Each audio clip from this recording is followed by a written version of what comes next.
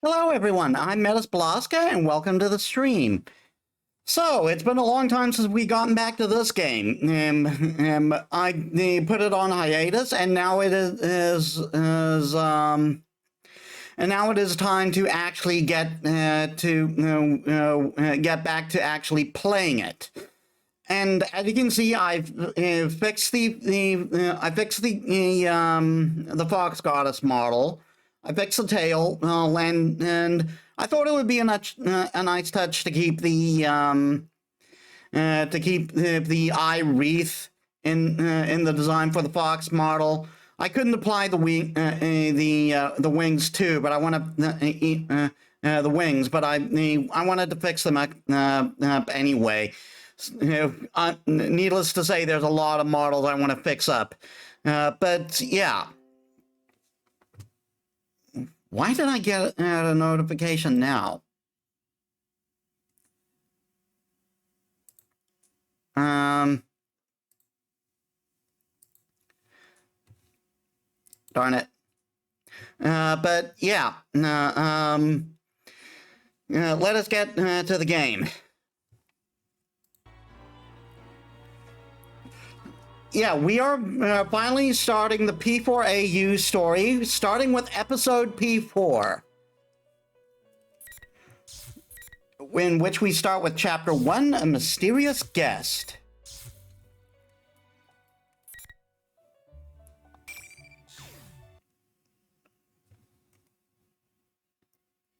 So you will not require our assistance. Is that correct? Very well. In that case, there is nothing more to be said. As for your presence here, this room is ordinarily only accessible to those bound by a contract. God, Igor sounds so weird. You are fated to refine your power. You will most definitely require our assistance, eventually. Like, I know this is because the original voice actor died, passed away. Perhaps they had a hard time finding replacement, and this voice actor was just a temp replacement. He's not a bad voice actor from what I'm hearing. It's just so weird for Igor to sound like this. Until we meet again, farewell.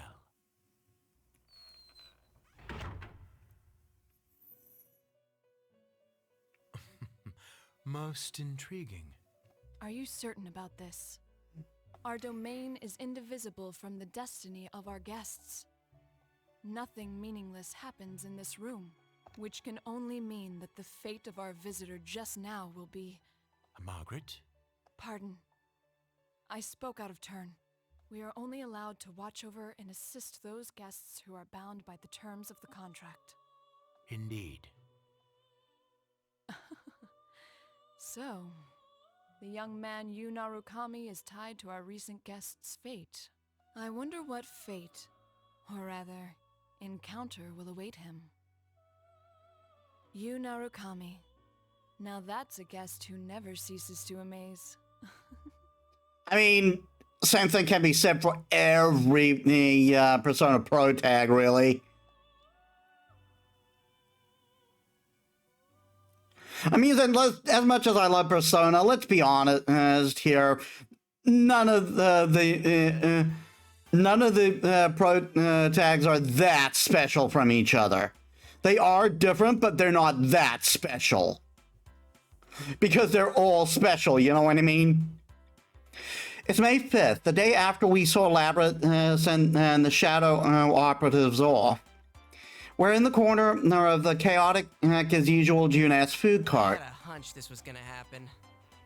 Well, your hunch isn't getting us anywhere. What are we supposed to do? There's not a single open seat. That's just how it goes at Juness during Golden Week.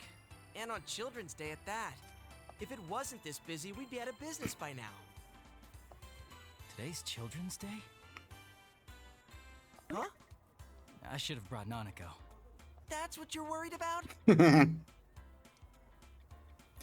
Watching the kids run around, I think back to Nanako's face when I told her I'd be going out. She looked like she wanted to say something. I feel bad that I didn't ask her about it. But given what we came to talk about, I couldn't take her with me. I wonder if she's watching TV alone now, like she usually does. Stop by. I got us some seats. Ooh, good job, Kanji. That's pretty impressive, Kanji. Especially for you. Damn it, Ted. Leave the especially for you part out next time. All right, break it up. No fighting, guys. Let's go, Yukun. Right. With Yukiko spurring us on, we move to the seats Kanji saved.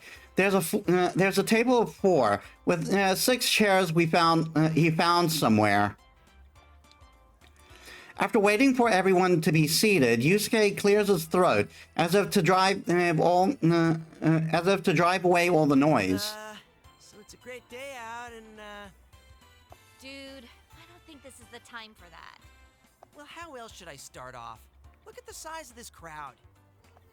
I'd say I made the right call showing up like this. If I came in my usual costume, the little kids would be swarming my adorable bod. I'd be mobbed. Did you have to put it that way? Oh yes, I've seen how the children tear off your fur from time to time. Wow! Are you being nice to me, Yuki-chan? Has our love finally blossomed? God damn it, Teddy. Huh? Of course it hasn't. Shot down as always. It's because you never learn. Well, let's get down to business. We didn't get to talk much yesterday after all. I nod to Chie.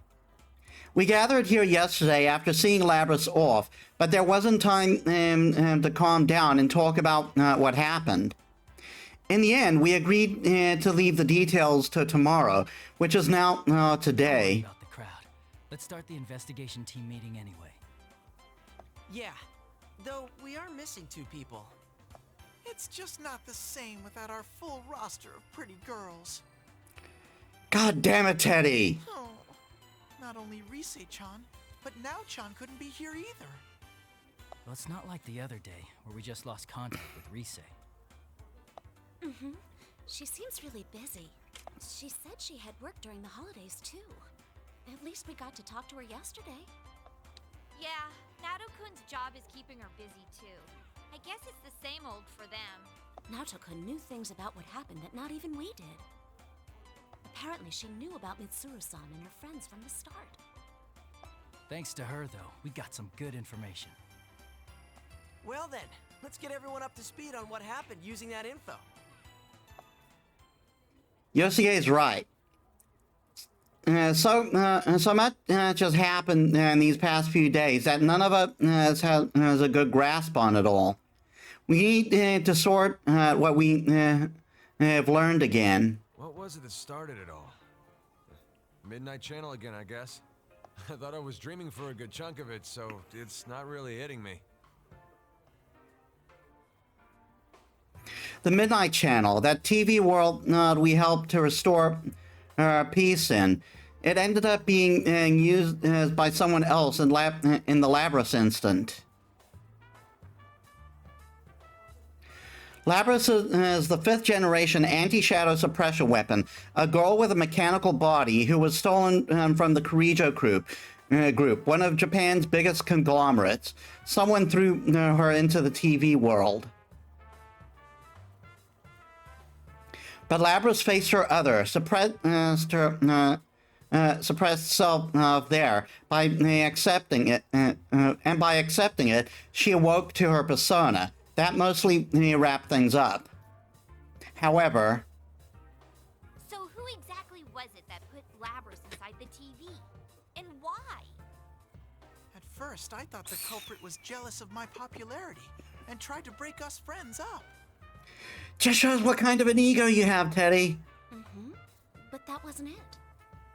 Their goal was to disrupt our hearts by making us fight each other, and then steal our personas after they returned to being shadows. Naoto said as much too. I don't know. Turning them back to shadows and stealing them. That doesn't sound like something just anyone could pull off. Maybe not, but we know for certain that the culprit was using that method to try and gather powerful shadows. Gathering shadows, huh? That's definitely not something any normal person would do. The atmosphere darkens after Yosuke's remark.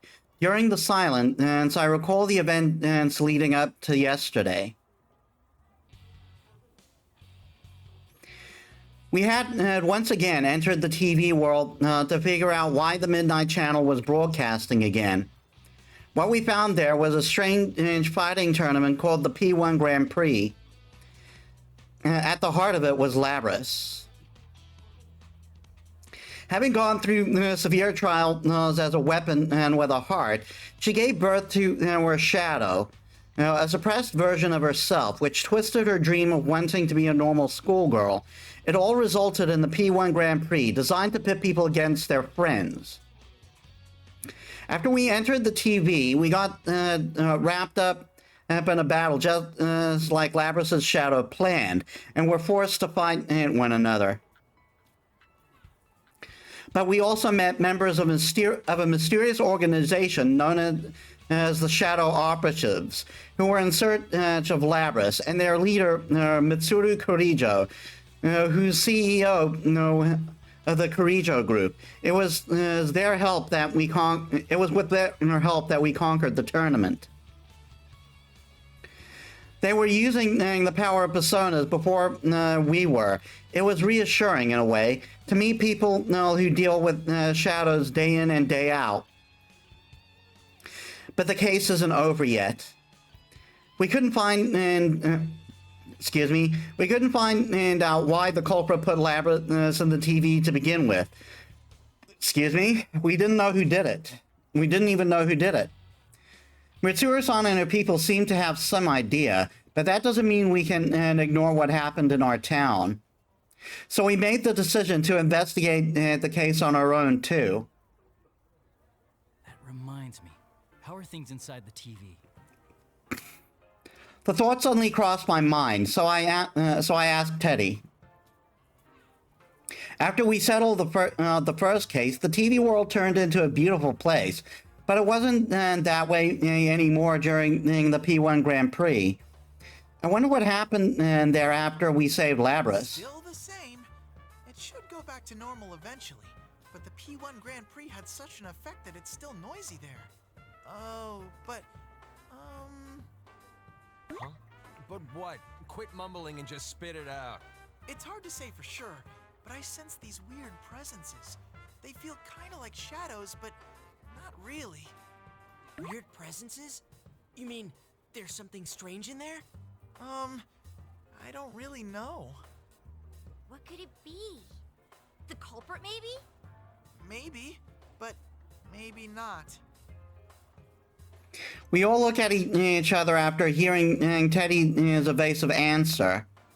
If something is in the TV world, it can only be a shadow, someone besides us who knows about that world, or someone who can use a persona. Huh? How would that make sense? The culprit wasn't a persona user, right?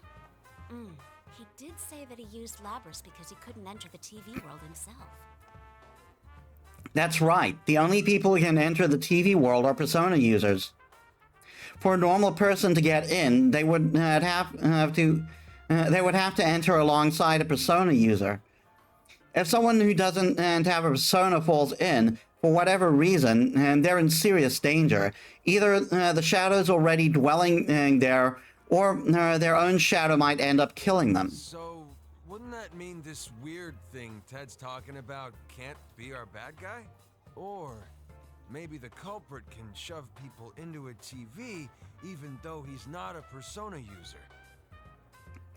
I can understand Kanji's doubts, but unfortunately, we don't have enough. Unfortunately, we don't have enough information right now to say either way. There's one more thing that bothers me. What is it? It's something Naota said. I tell everyone what Naota left me with yesterday. She said that when Mitsuru's plane was hijacked as a diversion from Labris's kidnapping, the hijackers had no memory of their actions. They might have been brainwashed or hypnotized, but either way, it couldn't have been done by a normal person. so much we don't know. But no matter what the culprit was trying to do, if he was after us in the TV world, I doubt this case will wrap itself up. I agree. Oh, then does that mean... Too bad for Mitsuru-san, but we're gonna ignore her request not to get involved. When Mitsuru-san and her people left, they told us not to get involved any further with this case. We knew why they said that, of course. They were worried about not our safety. Still, So the investigation team's back in business. Yep. Feel a little bad doing this to Mitsuru-san, but we can't just leave this be. We can fight too. And heck, this is our town, so it's practically our duty to do this. I'm in too. After all, I am Labby-chan's knight. God damn it, Teddy. Plus, I can't sit on the sidelines after seeing what this culprit did to my world. It had gotten so peaceful thanks to you guys. I only care because of how it affects me. Okay, that's not how he is, but still, the way he words that. I knew they felt this way, but I nod firmly after seeing everyone still in agreement. Decided. We have to return the favor of getting stuck with those strange epithets, too. Everyone looks away briefly after hearing this. Those nonsense nicknames that got broadcasted during the P1 Grand Prix made no small stir in our daily lives. Although personally, That makes me so mad. What was that carnivore whose discarded womanhood stuff all about? I could swear people cross the street now when they see me. Really? I was actually pretty impressed. Huh? Is that how you think of me, Yukon? No, that's not what I meant. That reminds me. You seem to like that Sister Complex Kingpin of Steel nickname. Did he? Sensei, have you awakened to a new name? Should I call you Kingpin from now on? Code Lord. I wonder if it's just my imagination and that what Yusuke said just now hurt worse than the nickname. All I meant was that those nicknames weren't that bad. Still, I admit, I was honestly impressed with how precise those tones were in striking in each of our hang-ups, at each of our hang-ups. This sure has turned out to be some Golden Week. And after you took the time to come see us, too. No kidding. Shit got stirred up the day you came back, like someone planned it that way. Everyone nods at Kanji's word, everyone except Yosuke. And like the others, he just shoots me a slightly bleak glance. I know what it means, but I'll let him say it. That actually does still bother me a bit. What do you mean? Oh, I guess the timing? It's like whoever did this was waiting for you to come back. It was pretty precise, wasn't it? Like, practically on the day. I agree with him. The incident with Labras happened right when I returned to Inaba for Golden Week. It was timed as if whoever set this up was just waiting for me to get back in I town. guess there's no need to think about that now. Oh yeah, where's Marie-chan? She's elusive as always. It looked like she was buying something at Sozai Daigaku the other day. What? Nobody told Emi-chan that Sensei was visiting? Yeah, so Persona 4 Arena Ultimax came out after the release of Persona Golden, and which added some new social links and new character, and one was a completely new character, Marie. Who did make an appearance and said my rate the super for this game, but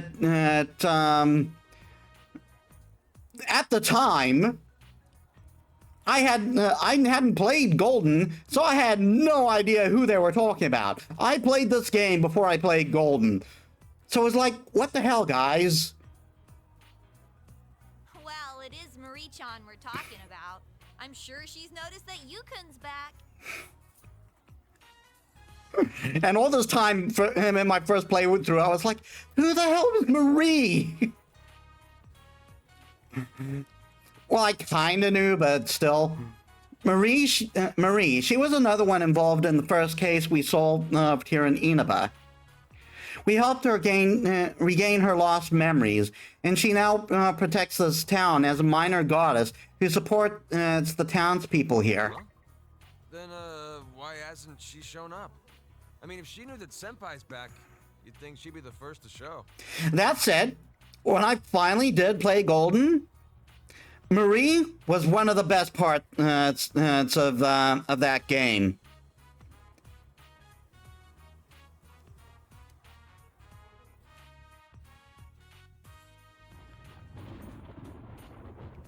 What the?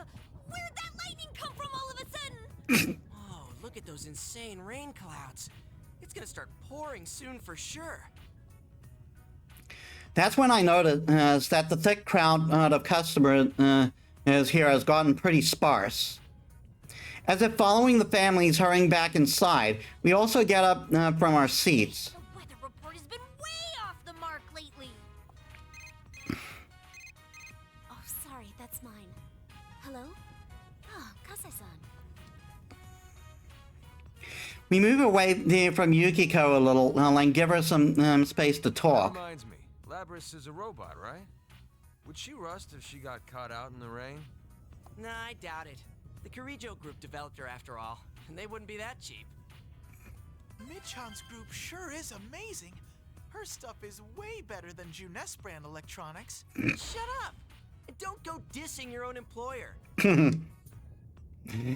As Yosuke and Teddy snipe at each other, Chie gazes up to the cloudy sky. When she notices me looking at her, she shakes her head, telling me not to worry. Iris is with Mitsuru-san and her friends, right? I wonder how she's doing.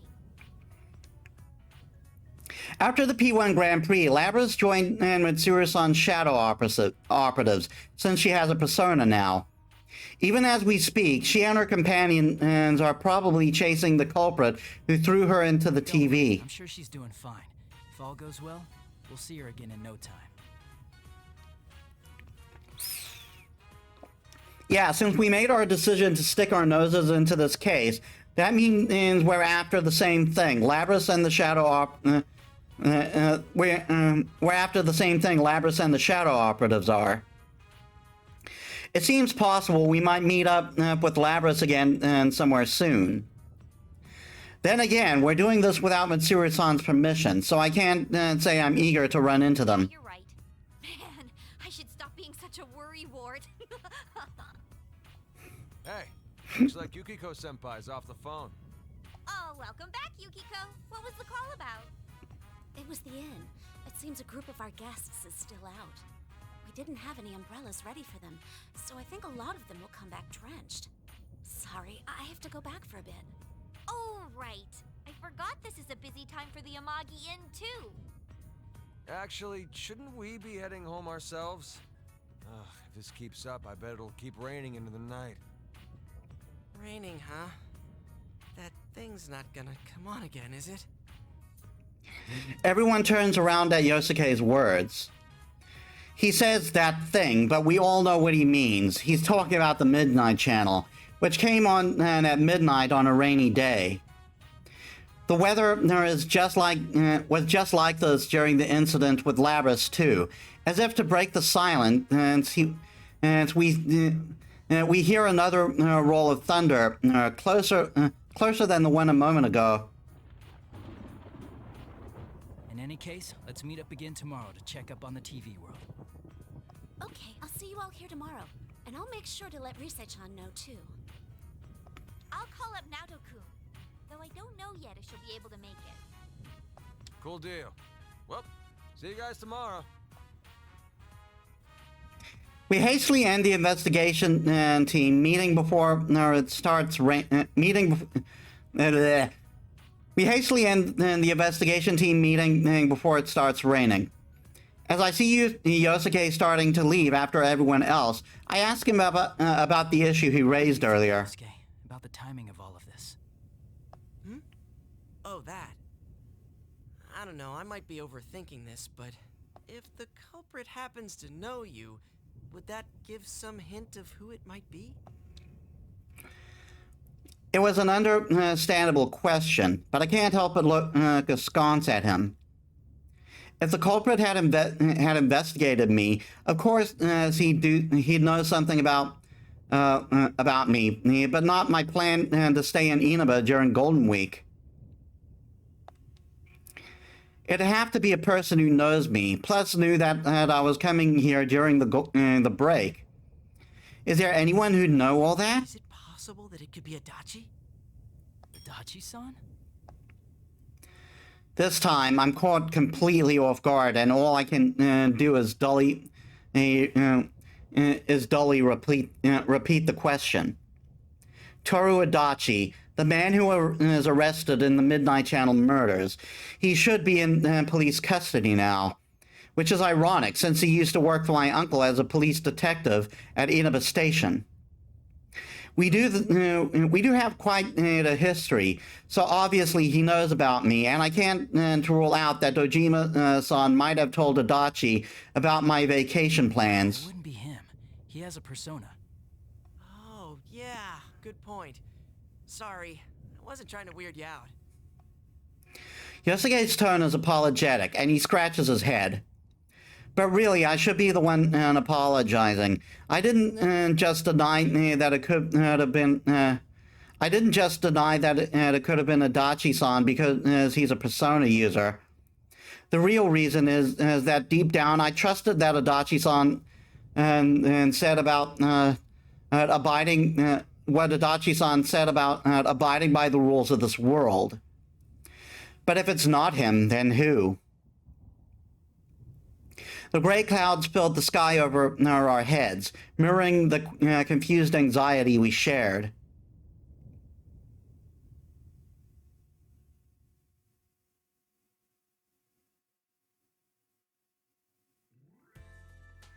And then Dad came on parent visiting day, so I made sure to raise my hand to answer all the teacher's questions.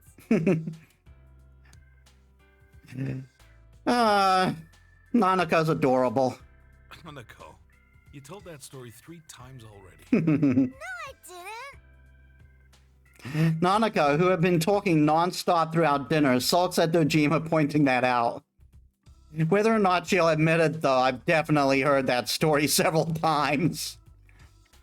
Either parent visiting day made her that happy, or she was looking for any excuse to prolong our conversation. Well, whichever it is, Nanako seems happy, so I don't mind much. And guess what? I saw a really long car yesterday. No, you didn't. What? What long car? There's no such thing. A really long car? That rings a bell. She must be talking about that extravagant black limousine that Mitsuru-san and her shadow operatives drove in on. You mean the limo that was driving around town? Yeah, I heard about that. No, you didn't. A big stretch limo in a sleepy little town like ours. I'll tell you one thing. They won't be from around here. You were having hallucinations. None of what you saw was real. Dojima-san shoots me a glance while responding to Nanako's comment. He's a detective through and through. I think he's noticed something's up. Sure enough, after Dojima-san sends Nanako to the sink with the empty dishes, he gets right down to business. So, what are you up to this time? There's no hiding anything from that piercing gaze. He has to know we came into contact with Mitsuru-san's people. They were so dignified seeming that I had hoped even their outrageously long limo wouldn't stand out here. But I find myself actually relieved to be mistaken. The day you were due back, a detective from the Metropolitan Police Department suddenly rang me up to ask about the details of that case. Not only that, but I saw that Shirogane kid at the station several times these past couple of days. Was this all just a coincidence? Guys, I think he's on to us! That's... Can't answer, huh? Well, that's fine. Dojima-san gives a deep sigh and closes his eyes. That's odd. Normally he'd grill me for more information and yell at me while doing it. Look, I trust you, but this is different. don't stick your head into the lion's den. You do understand that I'm a detective and pretty much your guardian while you're here, right? His strict yet honest gaze asks me to promise that much in return for not probing me further. I say yes, but in my mind, I'm apologizing at the same time. We're heading into dangerous waters, but it's the same as the situation when I lived here. We have to be the ones to do this. You understand that? Then do whatever you want. I can't help but smile at seeing the Dojima-san look away and sigh.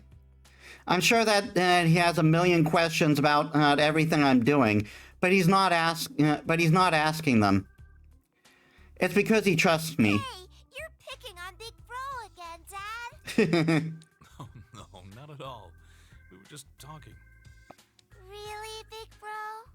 Yeah, there's nothing to worry about. I'll always be on your side, okay? When I answer her with a smile, Nanako looks up at me with a worried expression, but her reply is earnest. Out of the corner of my eye, I can see Dojima-san looking uncomfortable, and I can't help but laugh again.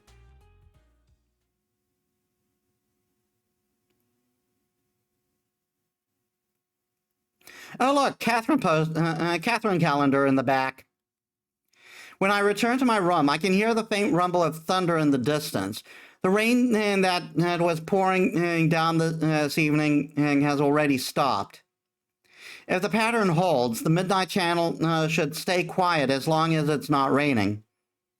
Realizing that raises some complex feelings in me. I have to go back home tomorrow. And as much as I hope nothing happens, I want to resolve this mystery while I'm still here. But wishing to solve the case means wishing for something to happen. Make up your mind, you. I inadvertently glance toward the TV screen's reflective surface and catch myself with an odd smile on my face. Just a little longer until midnight. Out of habit, I check the time. And the moment that I look back at the TV, the screen suddenly turns on. The strong win, while the weak disappear. Tonight, we will witness the hottest battles in all history. The goddess of victory is waiting to descend upon the ring. P1 fans, are you ready? Are you ready? Time to let loose an all-out war! The contestants in the previous P1 Grand Prix have returned for another tournament, right on the heels of the last one. These warriors will create another legend here at the world-shattering P1 Ring! These are battles of honor, battles of will. Sparks will fly. Some fight for pride, some fight for glory. Will this be decided by pure muscle, or will a battle of wits determine the outcome?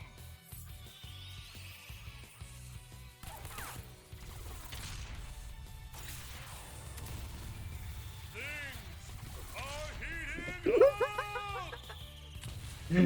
Just petty licking ice cream. Title of champion. Who will be crowned with the winner's wreath?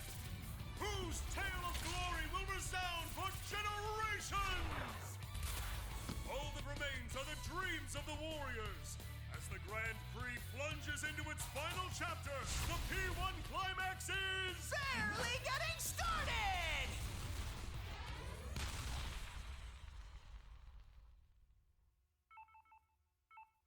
Well, there goes this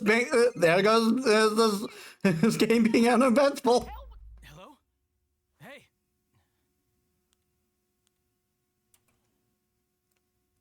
Uh-oh. Not good.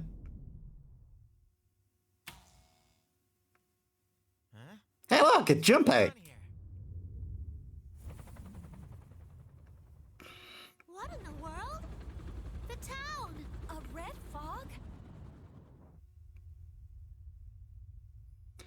Yeah, this should be familiar to anyone who's played P3.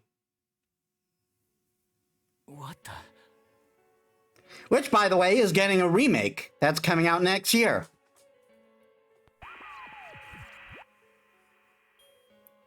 Yoo-hoo! All you P1 crazies out there, sorry about the long wait. The TV shows a familiar classroom. If I remember right, that's the announcement room at the school Labra has created in the TV world during the P1 Grand Prix. Standing in that announcement room is General Teddy, actually just his head, chortling away. The P1 climax! It's the end of the world! One-on-one death match that's worthy of the name Climax! And best of all, if you don't win the one-on-one tournament to the finish within the hour, the world will end! No punches pulled this time! But you know, no pressure. I'll make myself clear so that no one misunderstands. This will not be taking place within the TV world. Yeah, so that's not the General Teddy we know, obviously. Since that General Teddy was Shadow Labras. It will, in fact, take place in the reality which you occupy. Enjoy it while you can. Alrighty then. Time to show off how that special stage is going.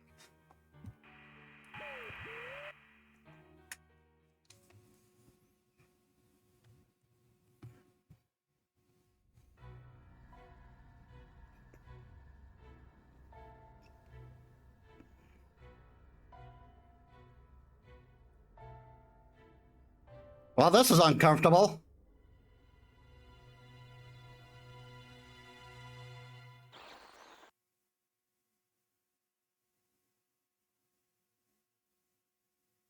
Is that Mitsuru-san?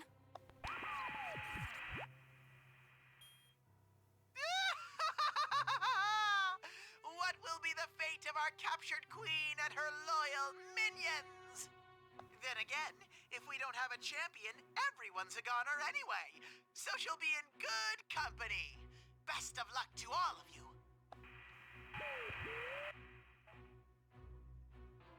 The display cuts off abruptly, and the TV becomes a silent box.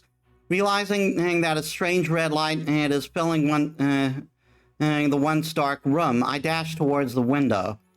The town outside is covered in an eerie red fog. What is that?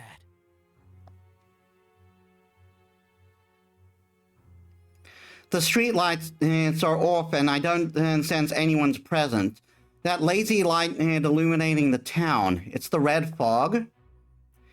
Seeing the town in such an obviously abnormal state snaps me back to my senses, and I quickly look back into my room. Nanako! Dojima-san!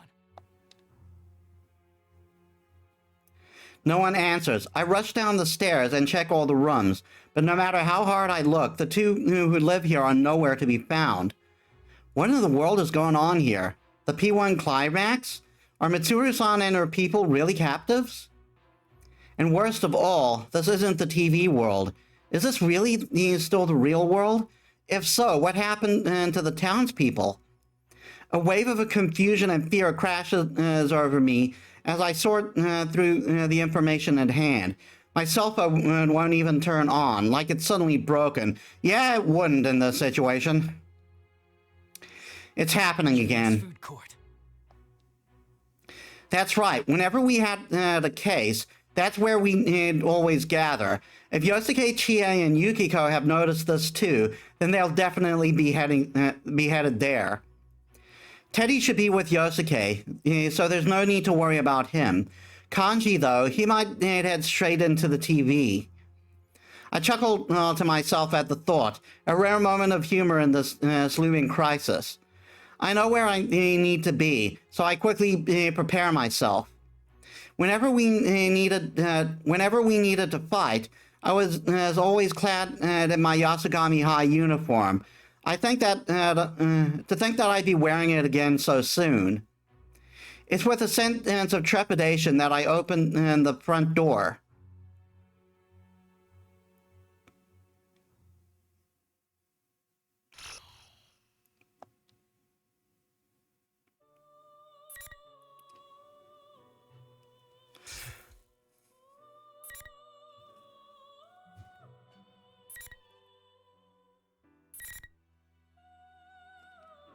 Yeah, that's right. There are like multiple stories to follow that converge.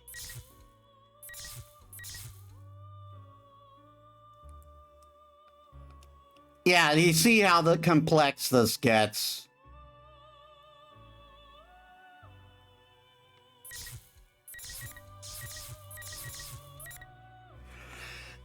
But give me a sec. I am going to quickly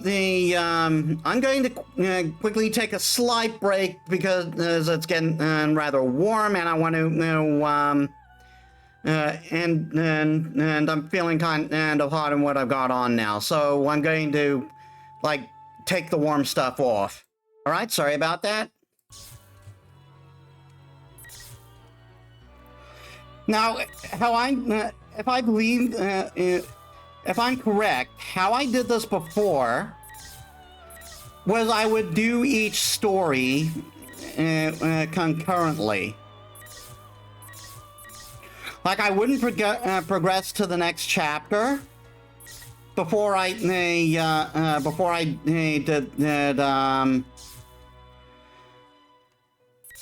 Oh, I think I think I can't progress before moving chapters. But looky here, what we have. New character, right?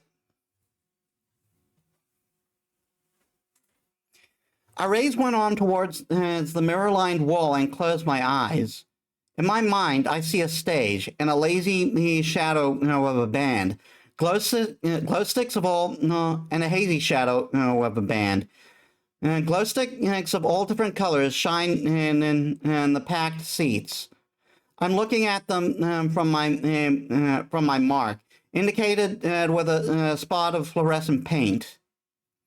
The moment the countdown hits 0, a spotlight comes on. I reach towards the flooding lights and become one with the stage.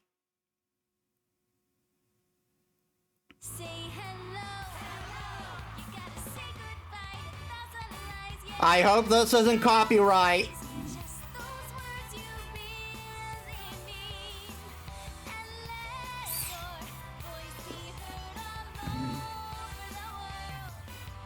Please no copyright.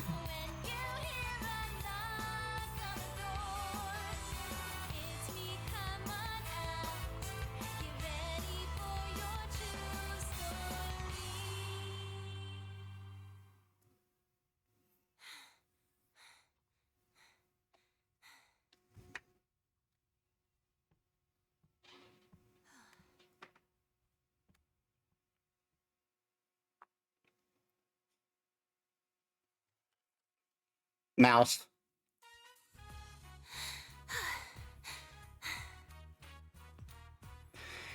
As I calm my breathing and look toward the clock to check how long the performance took me, I see where its two hands are pointing, jolting me back to reality in a hurry. I didn't take my bike today. I wonder if I can make the last train. Night, everyone. I'm off for today.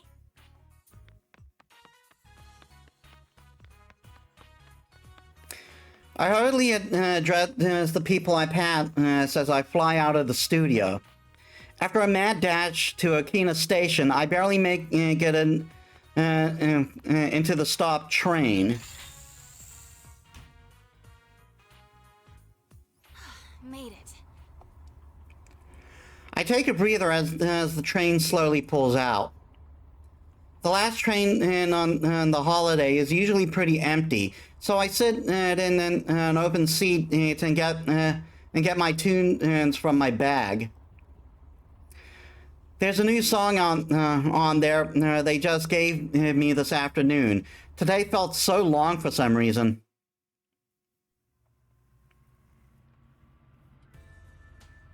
gotten a lot later than we expected. Are you still okay on time? You didn't have to give me a lift, you know. I'd have been fine. That's not the issue. Come on, I'm your manager. The reason Inoue-san seems so happy is because of the news we got earlier. When our president called us back to the office for the shoot today, we were greeted with the new song for me and a detailed plan for my comeback. Still, I had no idea that the boss was putting together such a detailed plan for your comeback. Well, I'm grateful and all, but I just don't think I'm ready yet. That's not true. We've all seen how hard you've been working. You're much stronger than you were. I think the boss is making the right decision. Are you just flattering me, Inoue-san? Never intentionally. You sang that new song we gave you today after just a short lesson. You even memorized the dance steps in record time. I wasn't any good, though. I got distracted by the steps and kept going off key. And I wasn't hitting the turns cleanly. I've still got a long way to go. It's true. Even as far as discussion of my comeback goes, if Inoue-san hasn't come up with an excuse for why he couldn't get into contact with me until yesterday, the plans could have been sunk. Ise-chan, did something happen? Huh? I know that there's a part of your life you won't let me into, and that's okay. An idol doesn't need to tell her manager everything, but there's a difference between keeping things private and isolating yourself. You asked if you could get some days off during the long holiday, right? And you didn't seem too keen on today's session either. Did you have some other engagement in mind? No, you're just cutting me too much slack. Thanks, though. It's nothing to do with work. There was something that made me realize how powerless I am. So many people are supporting me for my comeback, but no matter how much I throw myself into rehearsals, all I can think about is how I was nothing but a burden in the incident yesterday. John? I'm okay. Were you worried I'd quit again? I'm still set on getting back into showbiz, once I shake off the rust from my hiatus. I can tell that much from watching you practice. Still, maybe you need a breather. Huh? The publisher consulted me about maybe rescheduling the photo shoot. When I told them doing it later would be problematic since you're still a student, they decided to reschedule for another time. So, take a nice break tomorrow. Inoue-san. But things will be busy after the long holiday. The success of your comeback project is on the line here. I really appreciate it. Can you let me off at Okina Station today? If I have tomorrow off, I want to stop by the studio and practice a little more. Huh? But wouldn't it be late by the time you're done? Why don't I take you straight home? There's not enough room at home. Please? I'll go straight home after I practice a little. Well, alright. But don't push yourself too hard, okay? I won't. Actually, though, you shouldn't coddle me so much either. Okay, Inoue-san?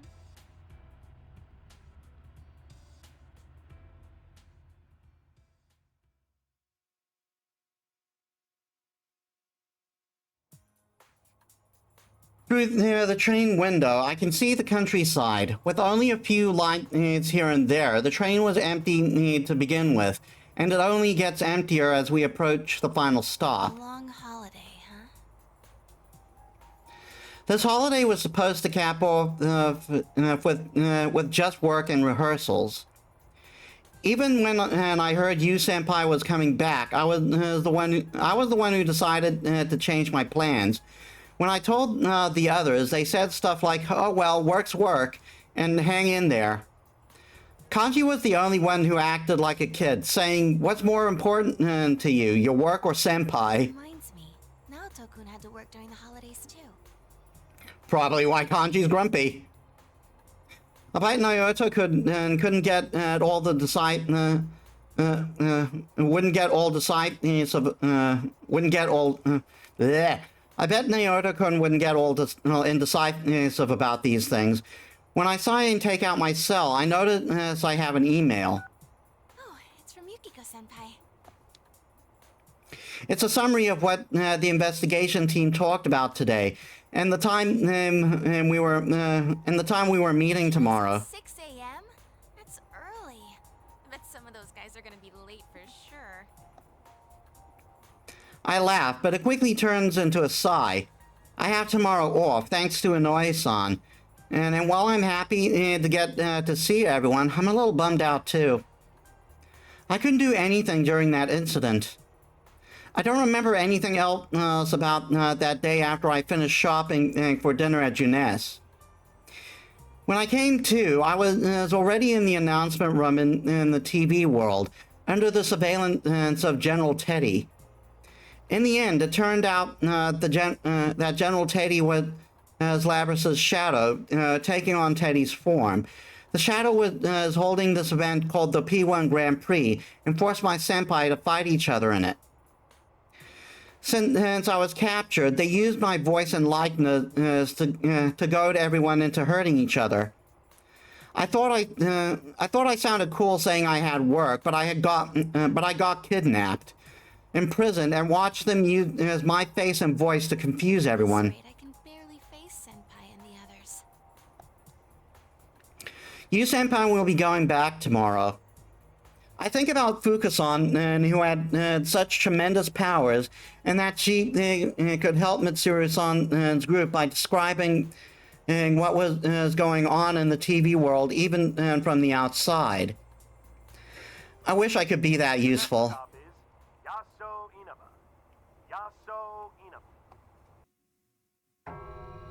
Well, here we go.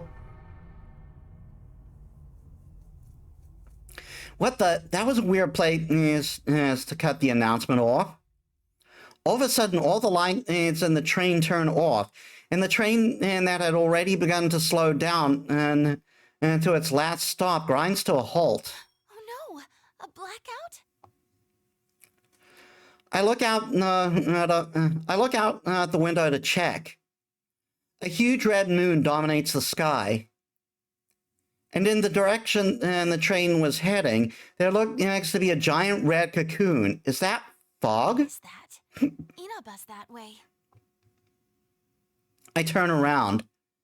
There's no one in the train. They've all disappeared. The car was pretty empty, but I'm positive I wasn't the only passenger before. Wait, what's going on? Oh right, my cell. Thinking I might be able to find something out if I contact everyone, I look at the phone and I'm still holding after checking my email. But it seems to have turned off by itself, since the screen remains blank. No matter how many times I press the power button, it won't turn on. Broken? Of all the times. Guys, you senpai. You should have charged it earlier. Apart from the confusion and a sensation I know all too well starts to rise in me. I can't believe it, but there's no mistake. Just so you know, that was a bit. It's not going to be that simple.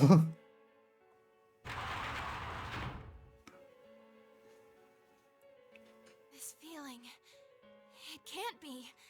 It's like I'm inside the TV. I'm moving before I can think twice. I yank open the door using the emergency lever and jump out onto the tracks. I begin running towards the Inaba train station. Now's not the time to stay and cower here.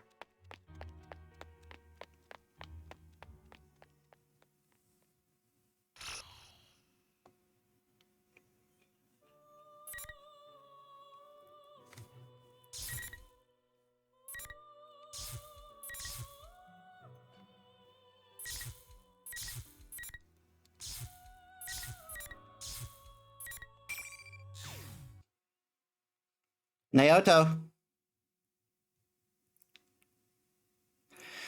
The clock's ticking echoes through the room, and I look up from the file I hold. It seems I yearn for some mental stimulation to distract me from the sheer volume of information I'm attempting to process. But when I look up, all that's before me are tall stacks of files brought in from the reference room. Even when I cooperated with the investigation as a detective, I'd only been in this room a few times. They must have ushered me into the drawing room on the highest floor of Inaba Station today in order to send a message. Don't draw attention to yourself. I lower my hat and rest my eyes, and spend some time thinking back on the conversation I had a short while ago. I see. In other words, nothing suspicious is apparent in the current Kirijo group. Correct. There are no factors that would necessitate detouring Mitsuru Kirijo or the shadow operatives which she leads. The man holding my report falls silent, pondering something. His reaction shows that he most likely foresaw what sort of report I'd hand in. The well-dressed man before me belongs to the National Police Agency, Security Bureau, Security Planning Division, or in brief form, the Public Safety Police. It was he who requested the undercover investigation into Mitsuru-san's shadow operatives. Mitsuru Kirijo seemed to have some idea who stole her cargo, yes? She did indeed. To begin with, the culprit knew the contents of the cargo which even Miss Kirijo herself did not fully understand. It follows that the culprit in this case was someone with intimate knowledge of the Kirijo group's dark secrets. How Mitsuru Kirijo deals with this culprit will surely shed more light upon her true motives. Half of that is true. Half of it is sophistry. I need to discover the trump card that public safety is hiding. For most likely, the trump card will lead us to the culprit in this case, the one who stole Labyrinth and threw her into the TV world. After a moment of silence, the man places a stack of thick folders before me. If he had prepared this in advance, that means he was weighing his options. He knows of my intentions, yet he must have made the decision, and that what they stand to gain is worth the risk. Report to us again when you find out more. With that, the man leaves the room. It seems my gamble paid off. Whether I find out more or not, it's certain that something will happen. Labrys's kidnapper hasn't been caught, and the case is ongoing. Even now, there may be development. There may be the development somewhere. My friends on the investigation team must be having a strategy meeting at the food court around now. Though it's been a while since any of us has seen you, Senpai, so the conversation may have already digressed. Sighing, I force aside the twinge of loneliness and drop my gaze to the file that my gamble won. Kirijo Ergonomics Research Laboratory, an organization specializing in research upon shadows. What I demanded to public safety was an investigative document on a Kirijo Group research institute which no longer exists.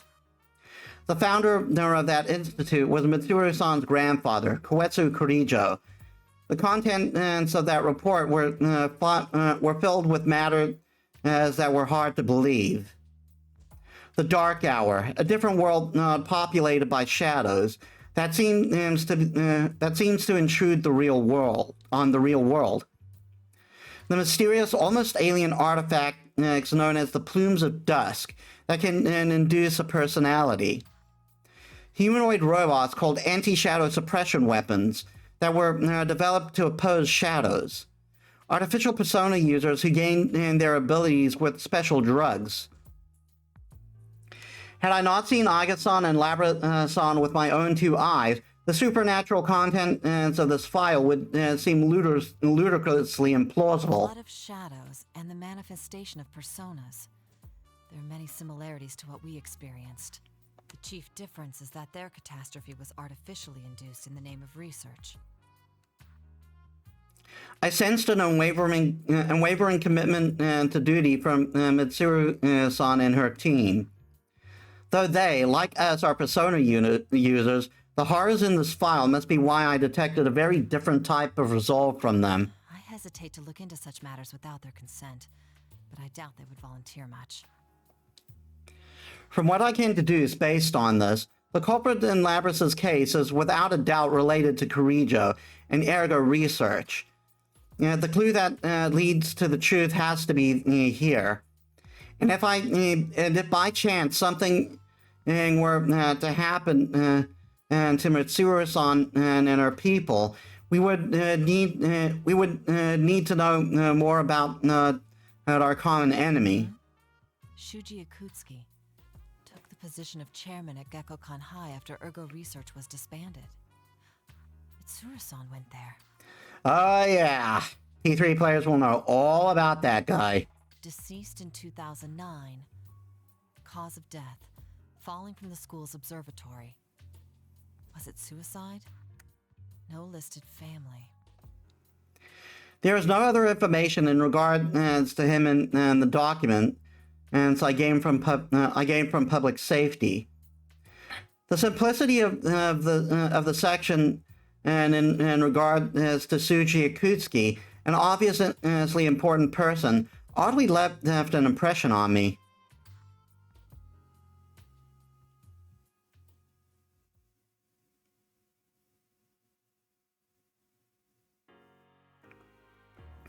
I finished reading over the material, but to be honest, it tells me little. Most of the principals involved are already deceased, including Koetsu Kirijo. It's Shuji Akutsuki and the persona user whose abilities were artificially awakened. Still, I do learn something. The culprit's objective in Labrys's case had similarities to the purpose of ergo research.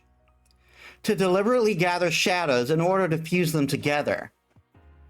If that was the objective, wouldn't the TV world have been an ideal place for a test run? It may be best if I check inside of the TV world once more.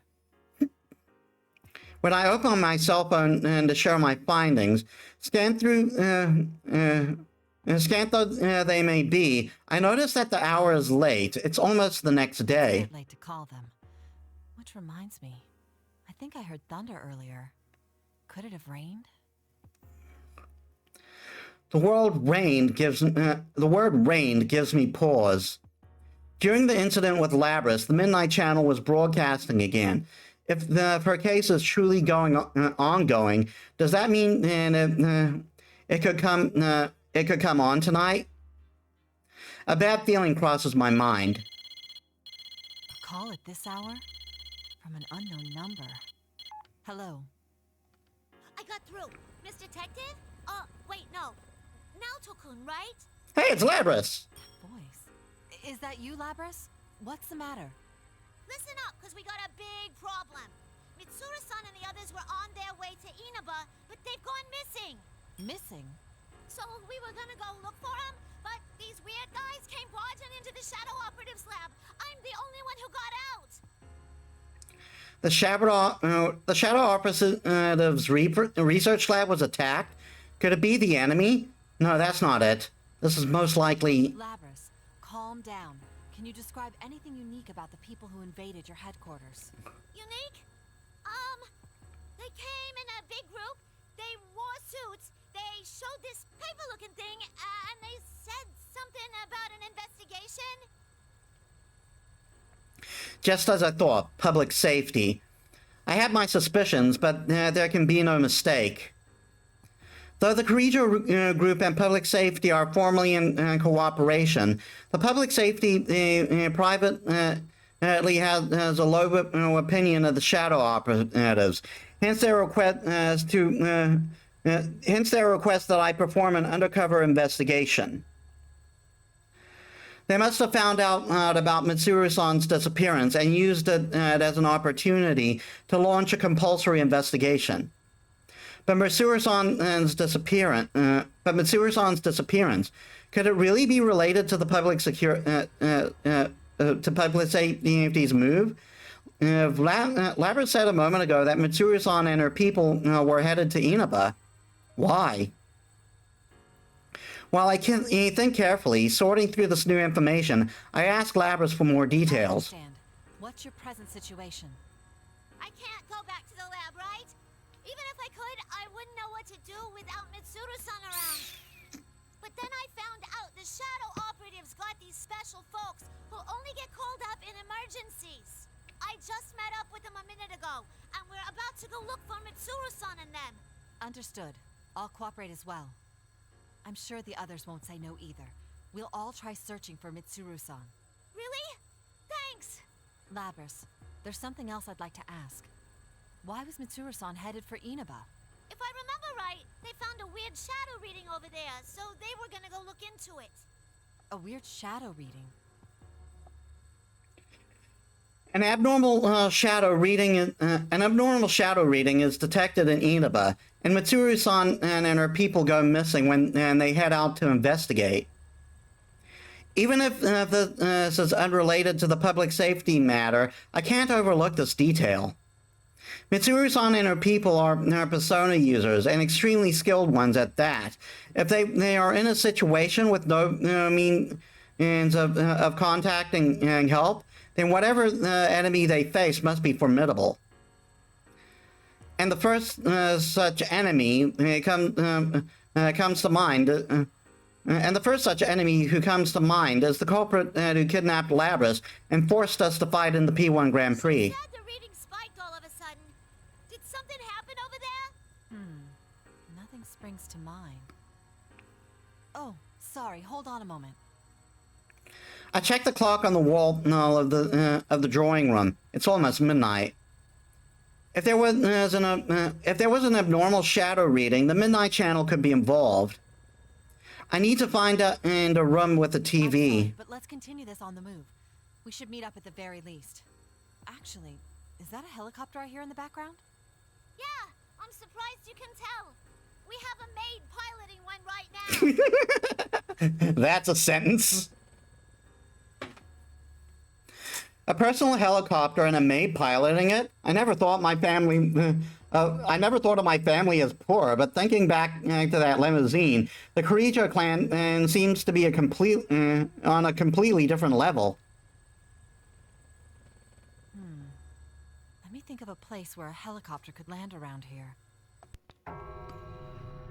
Well, here we go. As I continue to talk while walking down the hallway, all the lights suddenly turn off.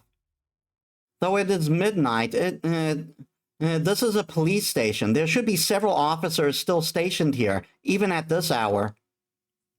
However, in defiance of these facts, an unnatural stillness pervades the air. Blackout.